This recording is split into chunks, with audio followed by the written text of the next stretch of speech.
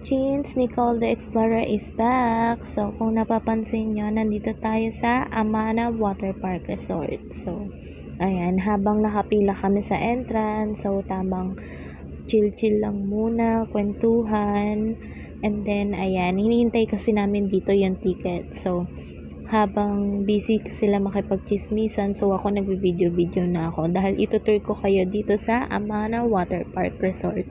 So, sa may siya, Pandi, Bulacan. So, ayan, dyan siya located. Tapos, ayan yung pinaka-entrance. Then, pagpasok, ayan, tamang libot na agad kami. Nililibot namin yung mga pwedeng pam-picture, mga ganyan.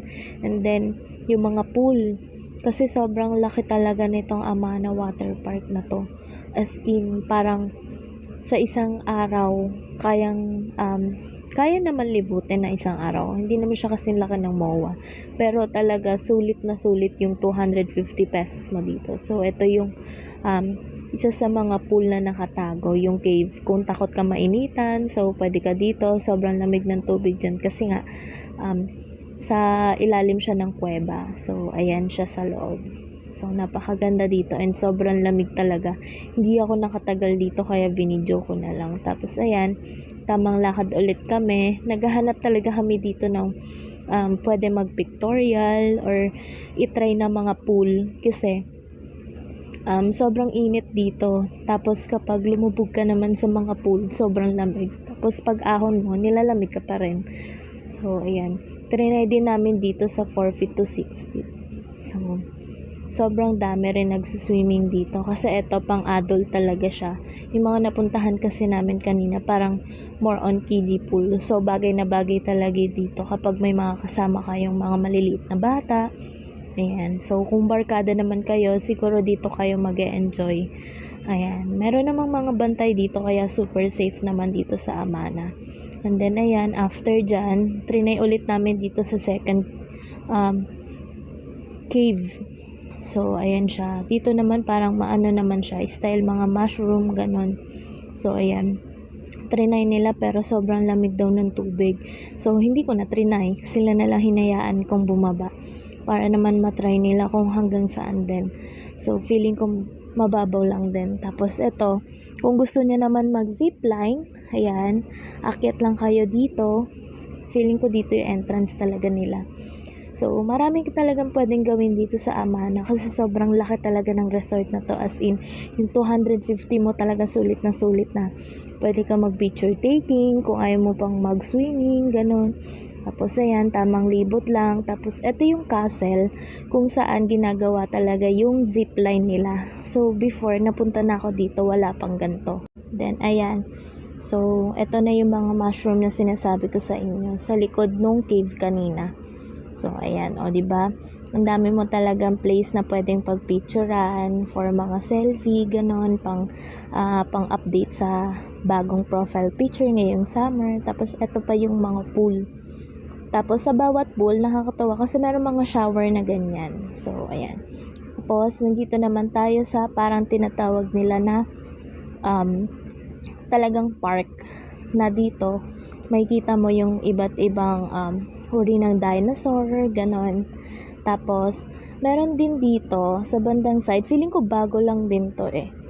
Ano naman siya, makikita mo talaga yung mga tunay na ostrich, tapos yung parang ibon na pag bumuka yung niya, ano bang tawag doon? Sorry, medyo natatanga na tayo. Ay, sorry sa word. So, ayun, para siyang ano bang tawag doon? Peacock? Peacock pa? Not sure itama nyo na lang ako if mali yung nasabi ko. Pero, ang pagkakatanda ko talaga, peacock yung tawag sa kanya. So, ayan siya. Puntahan natin yung pinuntahan ni ating sexy. Charez. So, ayan siya. Kaso, ayaw nga lang niya ibuka yung parang buntot kasi nila yan eh. Not sure kung buntot or pakpak nila. Tapos, dito naman, sa isang side, makikita natin yung nakabuka na. So, sobrang ganda niya talaga. Tapos, ayan.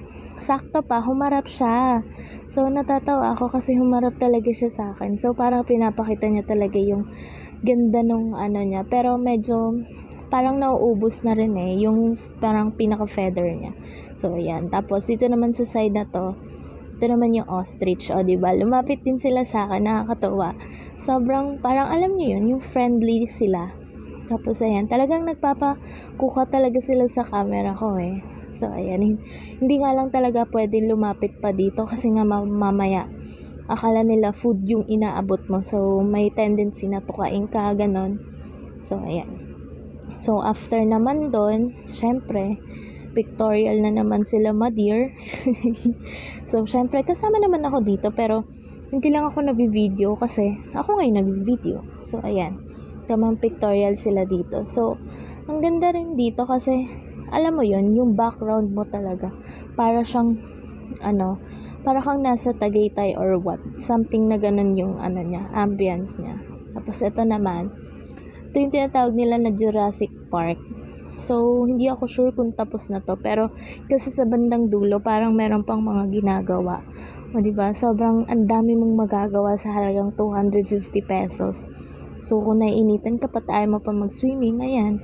Tamang picture ka lang dyan. So, ayan. Masasaksihan nyo pa rin. O, diba? Tamang selfie lang sila. Ganon. Tapos ako, taga-video.